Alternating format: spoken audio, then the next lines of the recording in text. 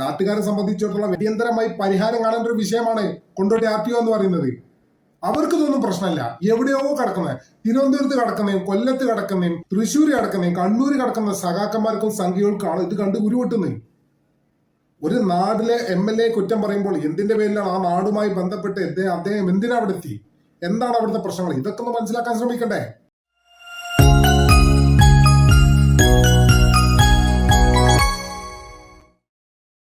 Kondotty joint RTO ഓഫീസിൽ TP Ashraf Ali MLA നടത്തിയ യോഗമാണ് വിവാദത്തിലായത്. ഓഫീസിലെത്തിയ MLA ജോയിന്റ് RTOയുടെ പ്രധാന കസേരയിൽ ഇരുന്ന് യോഗം നിയന്ത്രിച്ചതിനെതിരെയാണ് വിമർശനമുണ്ടായത്. ഓഫീസിലെത്തിയ MLA ഉദ്യോഗസ്ഥർ സല്യൂട്ട് ചെയ്ത പൂച്ചെണ്ട് നൽകി സ്വീകരിക്കുകയും ചെയ്തു. ഇപ്പോൾ കേരളത്തിൽ വലിയ രീതിയിൽ ചർച്ചയായിക്കൊണ്ടിരിക്കുന്ന വിഷയമാണ് Kondotty MLA TP Ashraf Ali Kondotty joint RTO ഓഫീസിൽ സന്ദർശിച്ച വേളയിൽ അവിടെ ഉണ്ടായിരുന്ന യൂണിഫോമിലുണ്ടായിരുന്ന ഉദ്യോഗസ്ഥർ അദ്ദേഹത്തെ സല്യൂട്ട് ചെയ്തു തന്നു. അവിടുത്തെ RTOയുടെ ചെയറിൽ അദ്ദേഹം കയറി ഇരുന്നു എന്നുള്ള രീതിയിലാണ് TP അഷ്റഫ് അലി വിമർശിക്കുന്നത്. ഇതിലൊന്നും ഒരു കാര്യമില്ല എന്നുള്ളതാണ് സത്യം. ഒന്നാമത് ഈ വിഷയം പുറത്തറിയുന്നത് TP അഷ്റഫ് അലിയുടെ ആ റീലിന്റെ പുറത്താണ്. നമുക്ക് ആ റീലൊന്ന് കാണാം.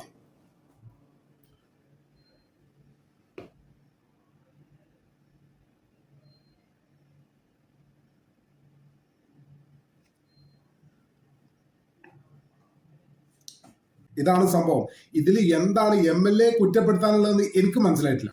വിമർശിക്കുന്ന ആളുകൾ ആദ്യം മനസ്സിലാക്കേണ്ട ഒരു കാര്യമുണ്ട്. എന്താണെന്ന് വെച്ചാൽ കൊണ്ടോട്ടി RTO എന്ന് പറയുന്നത് കേരളത്തിൽ ഏറ്റവും കൂടുതൽ വാഹനങ്ങൾ രജിസ്റ്റർ ചെയ്യപ്പെടുന്ന പ്രധാന RTOകളിൽ ഒന്നാണ് കൊണ്ടോട്ടി RTO. അതായത് KL84. ഞാൻ പറഞ്ഞ കേരളത്തിൽ എന്നാണ്, മലബാറിൽ എന്നല്ല, മലപ്പുറത്ത് എന്നല്ല, കോഴിക്കോട് എന്നല്ല, കേരളത്തിൽ ഏറ്റവും കൂടുതൽ വാഹനങ്ങൾ രജിസ്റ്റർ ചെയ്യപ്പെടുന്ന ഒരു മേഖലയാണ് കൊണ്ടോട്ടി RTO എന്ന് പറയുന്നത്. ഈ കൊണ്ടോട്ടി RTOയെ പറ്റി നിരവധിയായിട്ടുള്ള പരാതികൾ കഴിഞ്ഞ 10 വർഷമായിട്ടുണ്ട്. വലിയ രീതിയിലുള്ള പരാതികളുണ്ട്. അതിൽ ഏറ്റവും വലിയ പരാതി എന്ന് പറയുന്നത് അവിടെ വരുന്ന കാലതാമസം, അവിടെ ഉദ്യോഗസ്ഥരൊക്കെ കുറവാണ്. കാരണം നമുക്കറിയാം കഴിഞ്ഞ 10 വർഷം വെച്ചത് ഇവിടെ CPM ആണ്. CPM കൊണ്ടോട്ടി പോലുള്ള പ്രദേശത്തിനോട് കടുത്ത അവഗണന കാട്ടിയിട്ടുണ്ട് എന്നുള്ള കാര്യത്തിൽ കൊണ്ടോട്ടിയിലെ CPMകാർക്കും പോലും അഭിപ്രായ വ്യത്യാസം ഉണ്ടാവുമെന്ന് ഞാൻ വിചാരിക്കുന്നില്ല.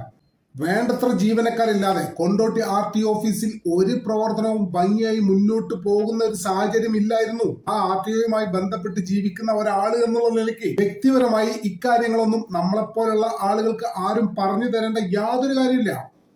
ആ RTO ഓഫീസുമായി ബന്ധപ്പെട്ടുള്ള എല്ലാ കാര്യങ്ങളും വളരെ സ്ലോയിലായിരുന്നു നടന്നിരുന്നത്. KL84 കൊണ്ടോട്ടി RTO ഓഫീസിലെ ഓരോ കാര്യങ്ങളും വളരെ മന്ദഗതിയിലായിരുന്നു എന്ന് കൊണ്ടോട്ടിയിലെ CPMകാർ പോലും സമ്മതിക്കുമെന്നാണ് എന്റെ വിശ്വാസം.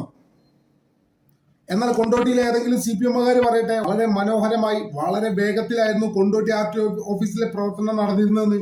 ഒരിക്കലും അവർക്ക് അത് പറയാൻ സാധിക്കില്ല. കൊണ്ടോട്ടി RTO ഓഫീസിലെ പ്രവർത്തനം വളരെ മന്ദഗതിയിലായിരുന്നു. ഈ RTO ഓഫീസിന്റെ പ്രവർത്തന രീതികളെ കുറിച്ച് നിരവധിയായിട്ടുള്ള പരാതികൾ കഴിഞ്ഞ 10 വർഷമായിട്ട് ഏറെയുണ്ട്. നമുക്കറിയാം കൊണ്ടോട്ടി എന്ന് പറയുന്നത് മുസ്ലിം ലീഗിന് പ്രാധാന്യമുള്ള ഒരു സ്ഥലമാണ്. അതുകൊണ്ട് തന്നെ കഴിഞ്ഞ 10 വർഷം ഇവിടെ ഭരിക്കുന്ന ആരാണ്? അവർ എത്രത്തോളം കൊണ്ടോട്ടി RTO ഓഫീസിനെ അവഗണിക്കാൻ പറ്റുമോ? RTO ഓഫീസിനെ മാത്രമല്ല കേട്ടോ, കൊണ്ടോട്ടിയിലെ സർക്കാരുമായി ബന്ധപ്പെട്ട എല്ലാ പ്രവർത്തനങ്ങളെയും എത്രത്തോളം അവഗണിക്കാൻ പറ്റുമോ അത്രത്തോളം അവർ ചെയ്തിട്ടുണ്ട്. അത്തരത്തിൽ വലിയ രീതിയിൽ പരാതി ലഭിക്കുന്ന, വലിയ രീതിയിൽ കംപ്ലൈന്റ് ഉള്ള ഒരു സ്ഥലമാണ് കൊണ്ടോട്ടി RTO ഓഫീസ് എന്ന് പറയുന്നത്. ആ അവസരത്തിലാണ് TP അഷ്റഫ് അലി എന്ന ഒരു ചെറുപ്പക്കാരൻ കൊണ്ടോട്ടി വലിയ ഭൂരിപക്ഷത്തിൽ ജയിക്കുന്നത്. ചരിത്രത്തിൽ അത്ര വലിയ ഭൂരിപക്ഷത്തിൽ കൊണ്ടോട്ടിയിൽ ആരും ജയിച്ചിട്ടില്ല.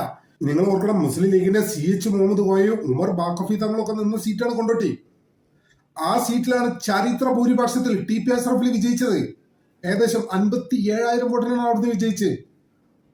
സാധാരണഗതിയിൽ തെരഞ്ഞെടുപ്പ് രാഷ്ട്രീയത്തിൽ കേരളത്തിലെ ലോക്സഭയിലാണ് 57,000 58,000 ഒക്കെ ഉണ്ടാകാം.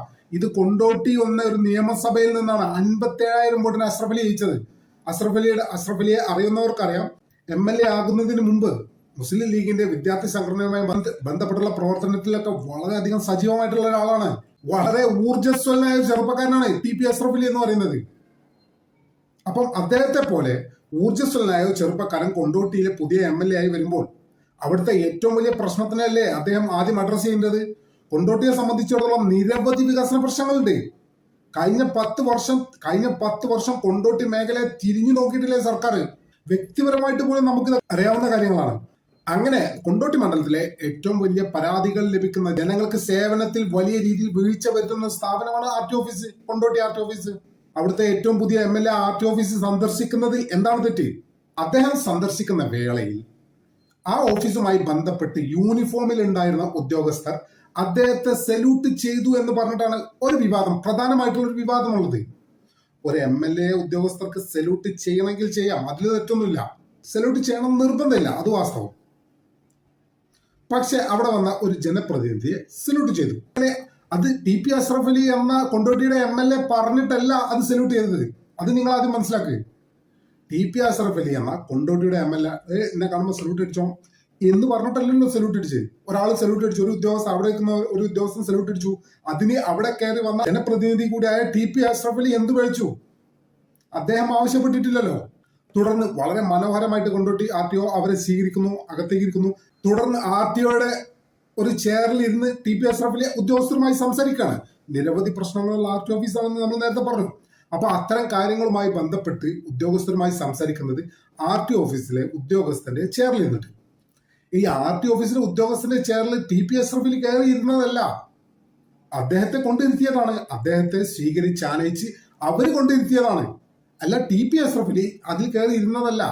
അദ്ദേഹം അതിൽ കയറി ഇരുന്നു എന്നുള്ള രീതിയിലാണ് ആളുകളൊക്കെ പറയുന്നത്. അതിലൊന്നും ഒരു വാസ്തവവുമില്ല, പച്ചക്കളവാണ് പറയുന്നത്. അദ്ദേഹത്തെ സ്വീകരിച്ചു, അവിടെ ഉണ്ടായിരുന്ന ചെയർ ഒരു പക്ഷെ അതായിരിക്കാം, അതുകൊണ്ട് അതിലിരുത്തി. ഈ അതിഥിയായിട്ട് വന്ന അവിടുത്തെ സ്ഥലം MLA ഇതുവല്ലോ അറിയോ? അദ്ദേഹത്തിന്റെ മണ്ഡലത്തിലെ സേവനത്തിന്റെ കാര്യത്തിൽ കാലതാമസം എടുക്കുന്നു എന്ന് പരാതിയുള്ള ഒരു സ്ഥലത്തിൽ എത്തിയത്. എന്തുകൊണ്ട് കാലതാമസം എടുക്കുന്നു, അത്ര കാര്യങ്ങളൊക്കെ അന്വേഷിക്കാൻ ഒരു MLA വരുമ്പോൾ അദ്ദേഹത്തിന് നല്ല സീറ്റ് കൊടുത്തു. അത് അദ്ദേഹം കയറി ഇരുന്നതല്ലോ. അദ്ദേഹത്തെ സ്വീകരിച്ച് ആനയിച്ച് അവിടുത്തെ ഉദ്യോഗസ്ഥർ കൊണ്ടിരുത്തി. അതിന് ഈ പാവപ്പെട്ട MLA എങ്ങനെയാണ് കുറ്റക്കാരനാവുക? അദ്ദേഹത്തെ കുറ്റപ്പെടുത്തുന്നതിൽ യാതൊരു കാര്യമില്ല, ഒരു വാസ്തവവും ആ വിഷയത്തിൽ ഇല്ല. അദ്ദേഹം ഈ വിഷയത്തിൽ നിരപരാധിയാണ്. നിരപരാധിയായ ജനപ്രതിനിധിയെയാണ് ഇവിടെ ചില ചാനലുകാരൊക്കെ ക്രൂശിലേറ്റുന്നത്. അദ്ദേഹം അറിഞ്ഞുകൊണ്ടല്ല ഈ സല്യൂട്ട് അവിടെ നടന്നത്. അദ്ദേഹം അറിഞ്ഞുകൊണ്ടോ അദ്ദേഹത്തിന്റെ സമ്മതത്തോടെയോ അദ്ദേഹം ആവശ്യപ്പെട്ടിട്ടോ അല്ല അവിടെ നടന്ന സല്യൂട്ടോ അവിടെ അദ്ദേഹം ഇരുന്ന ചെയറുമായി ബന്ധപ്പെട്ട കാര്യങ്ങളോ അവിടെ സംഭവിച്ചത്. ആ നാട്ടിലെ MLA അവിടുത്തെ ഏറ്റവും വലിയ പ്രശ്നമായ RTO ഓഫീസിൽ ചെല്ലുന്നു. അവിടുത്തെ ഉദ്യോഗസ്ഥർ സ്വീകരിച്ച് ആനയിക്കുന്നു. ആ സ്വീകരിക്കുന്ന വേളയിൽ അവിടുത്തെ ഏതോ ഒരു ഉദ്യോഗസ്ഥൻ, യൂണിഫോമിൽ ഉണ്ടായിരുന്ന ഉദ്യോഗസ്ഥൻ അദ്ദേഹത്തെ സല്യൂട്ട് ചെയ്യുന്നു. തുടർന്ന് അദ്ദേഹത്തെ അകത്തേക്ക് ആനയിക്കുന്നു. ഈ വിഷയത്തിൽ ഇവിടെ വന്ന MLAയുടെ ഭാഗത്ത് എന്താണ് തെറ്റെന്ന് എനിക്ക് എത്ര ആലോചിച്ചിട്ടും മനസ്സിലാവുന്നില്ല. അദ്ദേഹത്തിന്റെ ഭാഗത്തുള്ള ഈ തെറ്റെന്താണെന്ന് വ്യക്തിപരമായിട്ട് എനിക്ക് മനസ്സിലായിട്ടില്ല. അദ്ദേഹം ഒന്നും ആവശ്യപ്പെട്ടില്ലല്ലോ, പിന്നെ അദ്ദേഹത്തെ കുറ്റപ്പെടുത്തുന്നതിൽ എന്ത് കാര്യമുള്ളത്?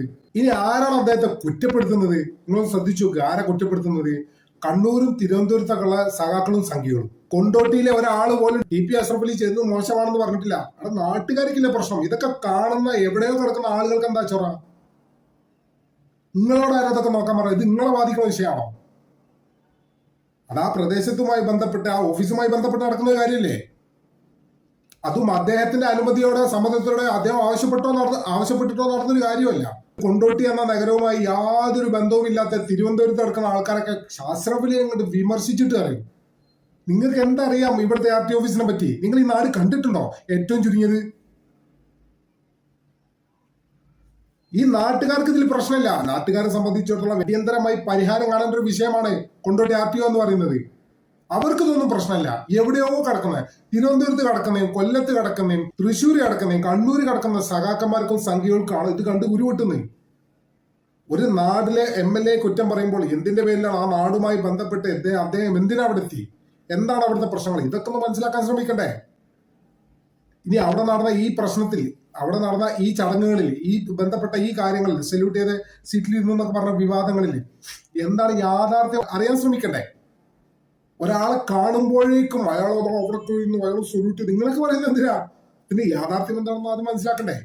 വ്യക്തിപരമായിട്ട് ഞാൻ പറയുമ്പോൾ ആ മേഖലയുമായി ബന്ധപ്പെട്ട് ജീവിക്കുന്ന ഒരാൾ എന്ന നിലയ്ക്ക് ഞാൻ പറയുമ്പോൾ TP അഷ്റഫ് അലി ചെയ്തത് ഏറ്റവും നല്ലൊരു കാര്യമാണ്, ഏറ്റവും അത്യാവശ്യമായിട്ട് ചെയ്യേണ്ട ഒരു കാര്യവുമാണ്. അതിലൊന്നും ഒരു തർക്കം ആർക്കും വേണ്ട. ഇനി അതിന്റെ പേരും പറഞ്ഞാൽ അദ്ദേഹത്തെ കുറ്റപ്പെടുത്താൻ നിൽക്കണ്ട. അദ്ദേഹം ചെയ്തതിൽ കാര്യമായിട്ട് തെറ്റുണ്ടെന്ന് ഞാൻ വിശ്വസിക്കുന്നില്ല. അവിടെ നടന്ന ഏതൊരു കാര്യവും അദ്ദേഹത്തിന്റെ സമ്മതത്തോടെയോ അദ്ദേഹം ആവശ്യപ്പെട്ടിട്ടോ നടന്നതുമല്ല. അവര് ചെയ്ത് കഴിഞ്ഞ് നമ്മൾ എന്ത് ചെയ്യാനാ? നമുക്കെന്തും ചെയ്യാൻ പറ്റും? അപ്പൊ വെറുതെ ഒരു ജനപ്രതിനിധിയെ കുറ്റം പറയും മുമ്പ് യാഥാർത്ഥ്യം അറിയാൻ ശ്രമിക്കണമെന്നാണ് ഇത്തരം വിവാദങ്ങളൊക്കെ പടച്ചുണ്ടാക്കുന്ന ആളുകളോട് വ്യക്തിപരമായിട്ട് നമുക്ക് പറയാനുള്ളത്. എന്തായാലും നമ്മുടെ ചാനൽ ഇതുവരെ സബ്സ്ക്രൈബ് ചെയ്തിട്ടില്ലാത്ത ആളുകൾ ഇപ്പോൾ തന്നെ സബ്സ്ക്രൈബ് ചെയ്ത് പിന്തുണ തരണമെന്ന് വളരെ വിനീതമായി അഭ്യർത്ഥിക്കുന്നു. മറ്റൊരു വീഡിയോയുമായി ഒട്ടും വേഗം തന്നെ കാണാമെന്ന പ്രതീക്ഷയോടെ തൽക്കാലത്തേക്ക് വിട പറയുന്നു.